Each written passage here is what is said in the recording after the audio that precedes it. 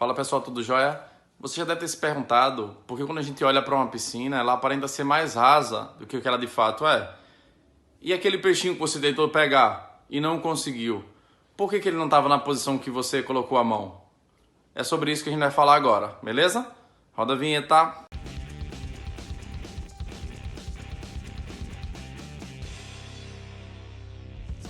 Bom, pessoal, falando aqui de refração da luz, é importante a gente perceber que enquanto na reflexão o raio luminoso ele está em um meio, incide na superfície e retorna ao meio, ou seja, não há mudança do meio de propagação, na refração a gente tem a mudança do meio de propagação. Essa mudança implica numa mudança na velocidade, tá? E aí eu coloquei esse asterisco aqui para indicar o seguinte: refração não necessariamente vai ter desvio no caminho da luz, tá? É o mais comum no ensino médio a gente tratar de desvio no caminho da luz, mas não é obrigatório esse desvio acontecer. O que a gente vai ter é mudança na velocidade.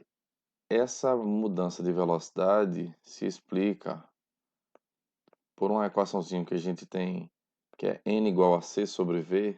Esse n é o índice de refração, v é a velocidade da luz no meio e c é a velocidade da luz no vácuo. O que acontece?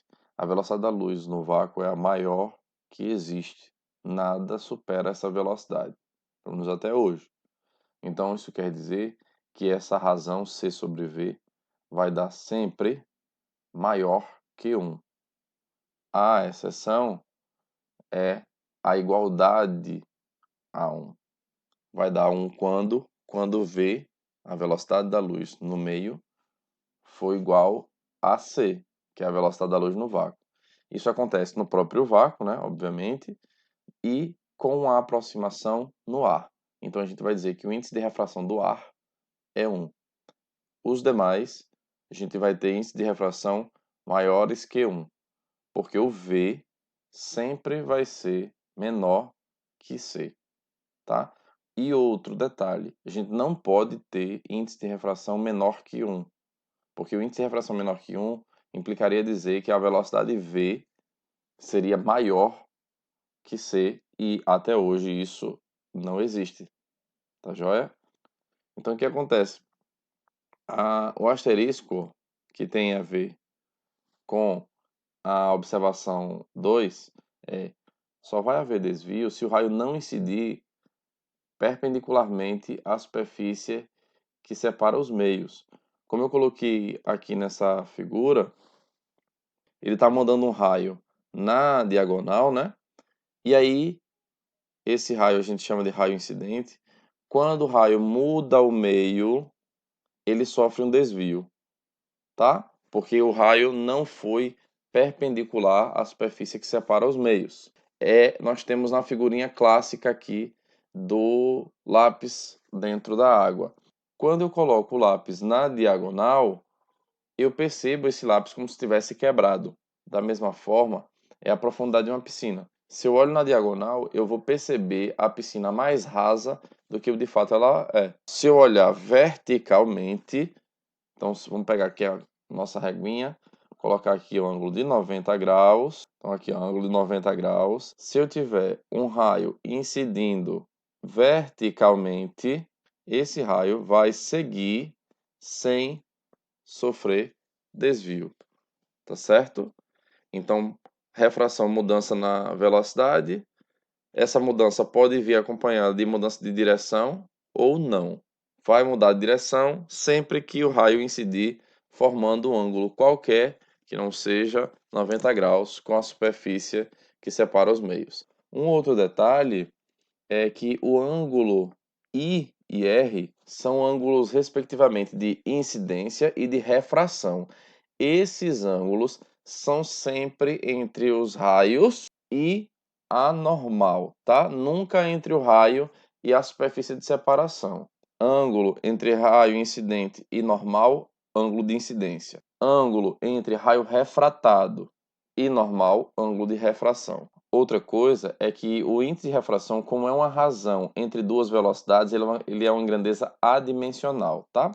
Então, se o índice de refração for 2, quer dizer que a velocidade da luz naquele meio é 2 vezes menor que a velocidade da luz no vácuo, ou seja, é metade. Se o índice de refração for igual a 1,5, quer dizer que a velocidade da luz no meio é 1,5 vezes menor que a da luz no vácuo e assim por diante. Para fecharmos a primeira aula de refração, nós temos as leis da refração, os raios incidente, que é o que sai do objeto observado, refratado, que é o que chega no observador, e a reta normal são coplanares, ou seja, estão no mesmo plano. Nós temos também a lei de Snell, que relaciona o índice de refração com o ângulo de incidência e de refração, que é dada por N1 seno I, N2 seno R. N1, índice de refração do meio incidente. E a gente já falou que era o ângulo de incidência.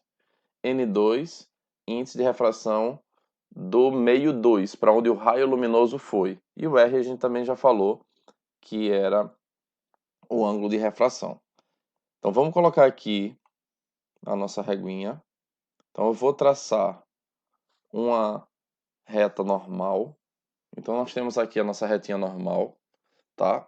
E aí eu vou colocar aqui um ângulo, ao auxílio da nossa reguinha, vou colocar um ângulo qualquer. Vou colocar aqui 60 graus. No caso 60 graus, é 60 graus com a horizontal, tá certo? 60 graus com a horizontal. Ou seja, esse nosso ângulo de incidência aqui seria 30 graus, tá? Com 60 graus com a horizontal e aqui ângulo de incidência. Beleza.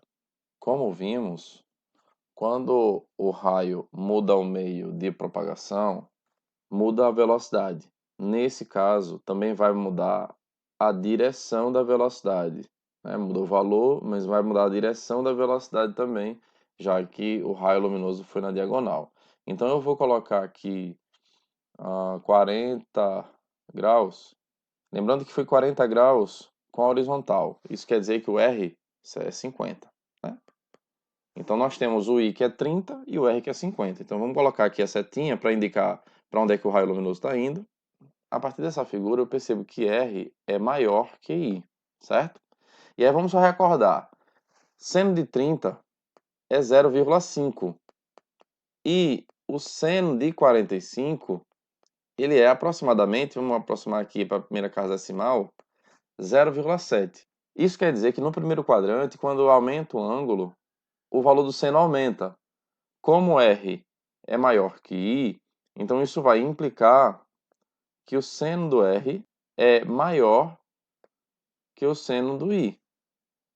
E como seno de R é maior, para poder termos essa igualdade valendo, eu preciso que o N1 seja o maior, certo?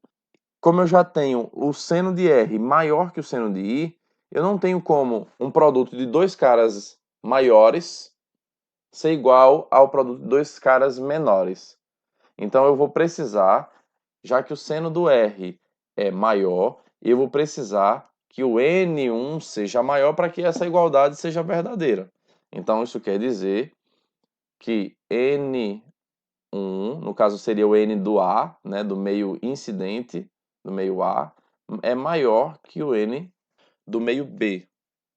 Então, NA é maior que NB porque tem o menor ângulo, tá? Usando a lei de Snell, a gente pode afirmar que numa refração, o menor ângulo estará no meio cujo índice de refração é maior, tá? Esse meio cujo índice de refração é maior, a gente chama de mais refringente. E o que o índice de refração é menor, a gente chama de menos refringente. Então, nesse caso aqui, o raio luminoso saiu de um meio mais refringente, meio A, para um menos refringente, meio B. Tá joia? Então, se liga nessa dica. menor ângulo, maior índice de refração, tá? Nas próximas horas a gente vai falar sobre reflexão interna total e a gente vai usar essa ideia. Tranquilo? Valeu, se te ajudou, deixa aquele joinha, se inscreve para dar uma força, interage, sugere. Um abraço.